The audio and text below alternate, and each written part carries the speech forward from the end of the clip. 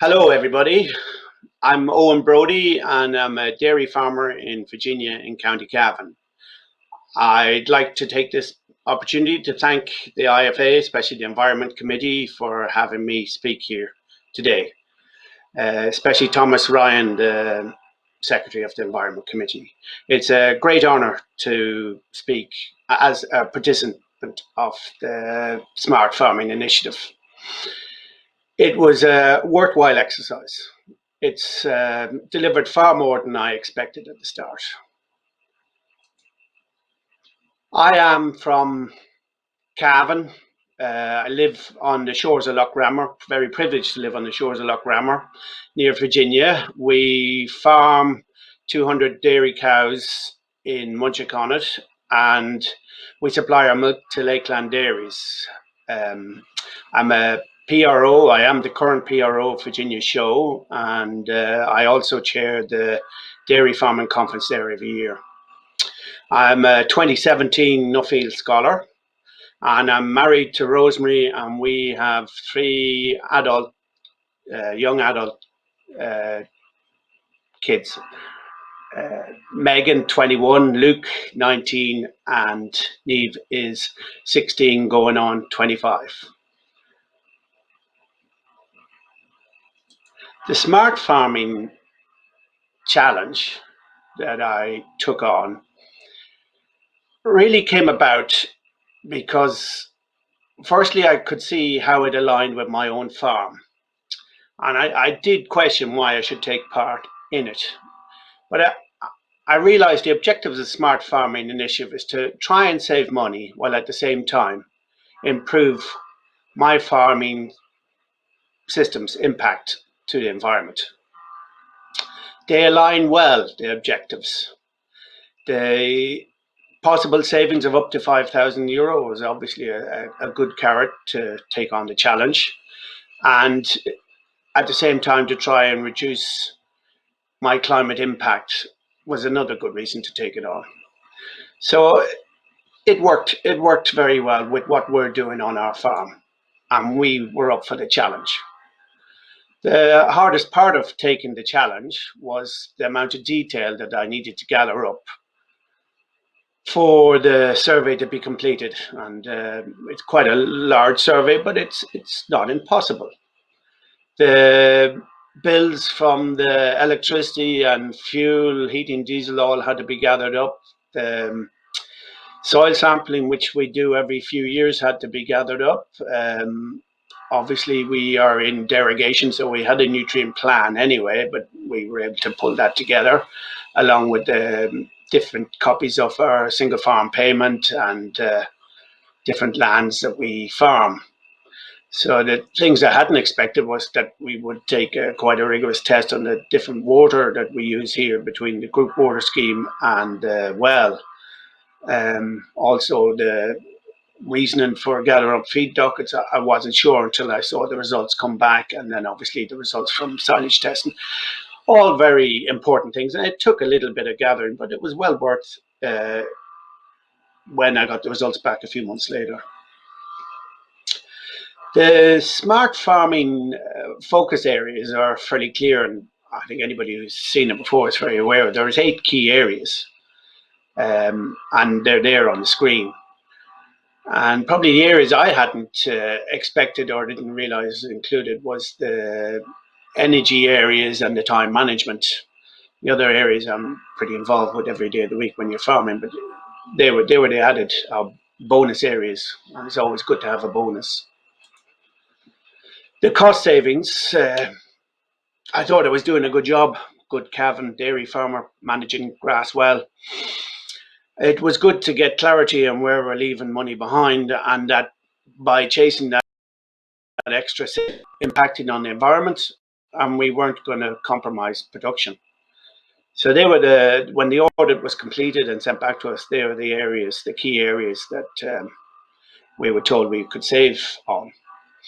I was surprised how much I could save on the energy and also on the soil fertility, because I thought I'd been doing a good job there.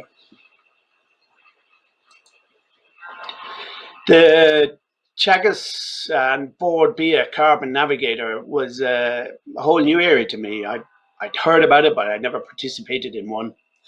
Um, and when the auditor explained it to me and I got the results back, it kind of opened my eyes about the true efficiency or the meaning of efficiency when you're relating what food you produce versus how you impact on the environment.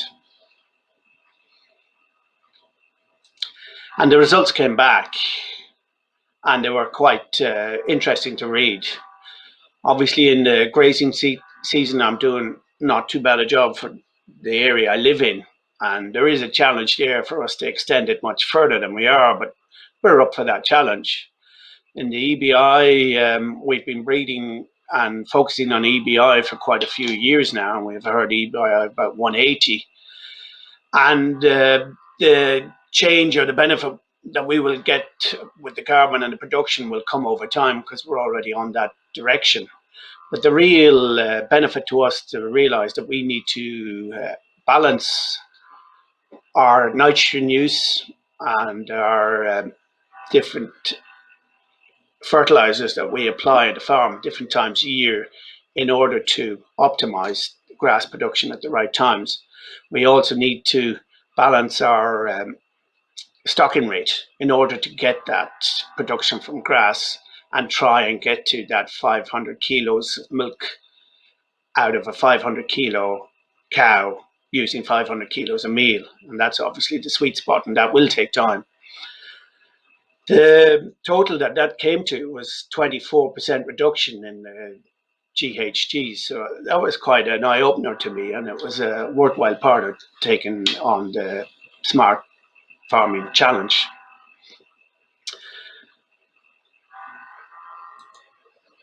So the focus areas then lead on to the nutrient planning, and they're not obviously maps of my farm, but they're the general gist of what will happen. You get your soil samples back and you realize where you have different soil levels. And on the next slide, you'll see the more efficient way of getting our soil samples back is that the soil samples connect straight back to the lab via the app I use on my phone. It's called Pasture Based Island, or PBI for short. And you can see in the picture there that there's blue, green, and dark green, and there are different focuses on the nutrients and what's in surplus and what's in deficit. And the big winner there is to realize that the blue area and the light green area, especially with the lime application, is what's slight deficit. And if they're corrected, especially on the pH area, there's a big win for me. And that's where a lot of the €3,000 will come from that I'm short or can't gain. And it's a soft gain because not only will a slight increase in pH on the overall farm improve the efficiency and grass production, it costs very little money and it's better for the environment. So we also have got more focused on taking our weekly grass walks and managing our grass so as the production matches our demand as best we can.